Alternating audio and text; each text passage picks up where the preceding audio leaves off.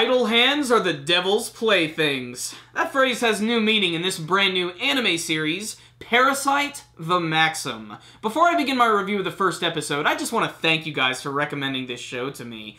I knew nothing of Parasyte before its existence in anime form. Apparently, it's based on an 80s manga which ran into the 90s. And what I loved about this first episode is that it really appealed to my sixth sense of sensibilities, because I really love 80s manga and anime gore, and I'm a huge fan of 80s horror movies, and this one was like a combination of my two favorite, John Carpenter's The Thing and Evil Dead 2. And what I mean by that is in Evil Dead 2, there's this character named Ash whose hand comes alive and becomes sentient and goes insane. And then in The Thing, it's this story about this alien who traps all these people in this Antarctic base and tries to take over and assimilate their bodies. And when it does take over someone, their like heads split open and explode all over the place with tentacles and teeth. And that's what's going on in this series. It's about these weird, maybe they're aliens, maybe they're not, creatures coming to Earth and going inside of people's heads and taking over their body and just going around feeding and killing people. And when they do that,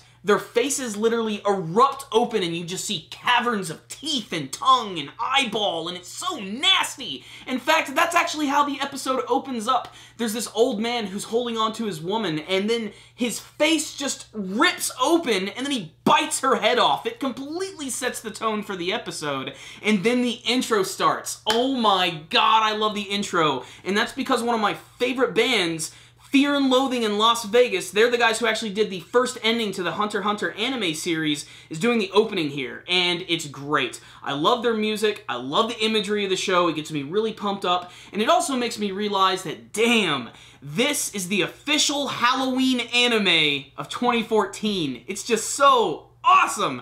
So, the main story is, there's this one kid by the name of Shinichi. He's very calm, very quiet, and he's freaked out by bugs. So the worst possible thing happens. He gets infected by this little parasite that tries to go into his brain, but he was actually wearing headphones, so that didn't work. So it burrowed into his hand instead. So he tried to create a tourniquet to try and stop it, and then eventually it just disappeared on its own. Later on in the episode, suddenly out of nowhere, he saves this little girl who is about to be killed and hit by a car, which totally gave me Yu Yu Hakusho vibes, but he stops it by using his hand, and for a split second you can see there's an eyeball right on the back of it, and then it just suddenly disappears. So he completely flips his shit, as you'd imagine he would. He goes back to his house, and suddenly his hand starts to morph into this weird creature with lips, two big eyeballs, and it can even make hands and stuff. And basically it lets him know that it tried to assimilate into his brain, but it didn't work, and now that it's finished its completion, it's only a part of his hand now, and it can no longer move forward anymore. So, he's freaked out because he now has to live with this brand new permanent roommate, and there's not really anything he can do about it. He can't go to the police because they'll just think he's crazy. He goes to the hospital, they're just going to do crazy experiments on him, so he's going to have to try and live with this creature. And that's the premise of the show, while at the same time, the other people who are being infected are going around killing people, so he's going to have to figure out what's going on.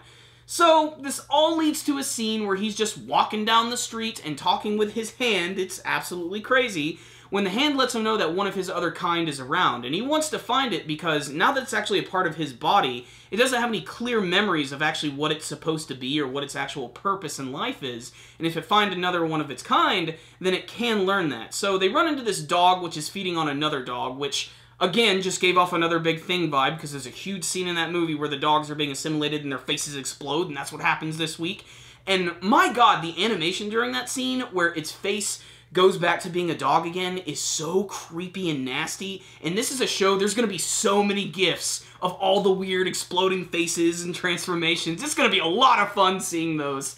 But it ends with this huge fight scene against this dog, which turns into this like big bat creature. Like all of its like internal organs explode out of its body and become wings.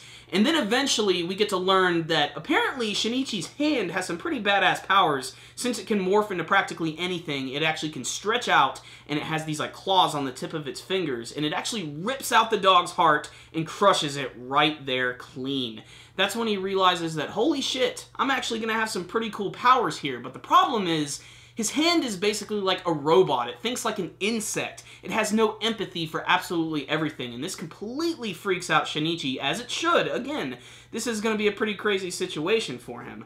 But the episode ends really strangely with this one, killer who's killing a woman. It's honestly one of the more disturbing scenes of the entire episode, when suddenly he looks up into the sky and there's one of those weird spore things falling out, and then I'm guessing that's where the weird parasites came from. They don't make it clear if they're actually aliens or if they're some sort of weird government experiment that's meant to take over the world. It's kind of unclear at this moment, but it's going to be really interesting to see how Shinichi's going to have to live with his brand new hand. So what's the rundown on the first episode of Parasyte the Maxim? Really great first impression right here. It was a really quick episode, but they really get you used to what this show is going to be like, the overall tone of it, and it's very disturbing.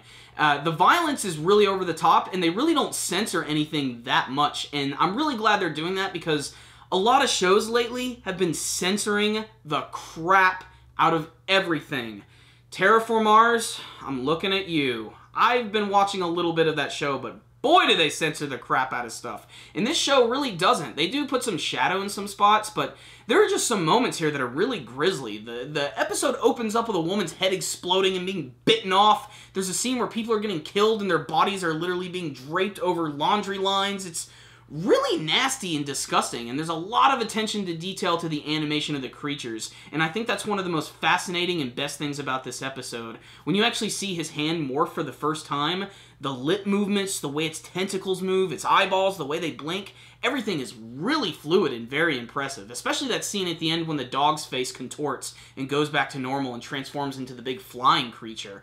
The big thing I'm really looking forward to seeing is how he's going to interact with his family members, what it has to do with that weird killer at the end of the episode, and they even introduce what his school life is going to be like, and I'm guessing that some of the other main characters, 2 female leads, who seem to have something with Shinichi. I don't know, they don't really get into it in this episode. Really, the only thing you're going to remember is the creepy thing when his hand gets taken over and turns into this weird talking creature.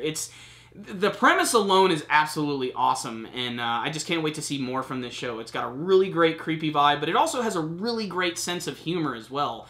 There are a lot of scenes in this week's episode that will make you laugh out loud. His hand actually does have a little bit of a personality, and I can't wait to see it grow as the episode goes on. And apparently it's where a lot of his strength is going to come from, because not only does it take out that dog, but the first time it morphs, Shinichi tries to stab his hand, and it actually is able to grab it like a martial artist, snap it off, and throw it against the ceiling in a scene that will literally leave you stunned and smiling at the same time. So if you're looking for a high-quality horror, sci-fi, gory-ass anime to watch this Halloween season, then check out Parasyte the Maxim. I think it's a show that a lot of people are going to be talking about this year and for a long time to come. And I cannot wait to see what the rest of the series is going to be like, because this first episode left a massive impact on me. So I loved it. I have no complaints with the first episode of the series, and I'm really shocked by that. I tried to go into this series as blind as humanly possible. I only really heard about it really about 2 weeks ago when you guys recommended it to me, and I just read that it was apparently based on an old manga, and I just didn't know what to expect.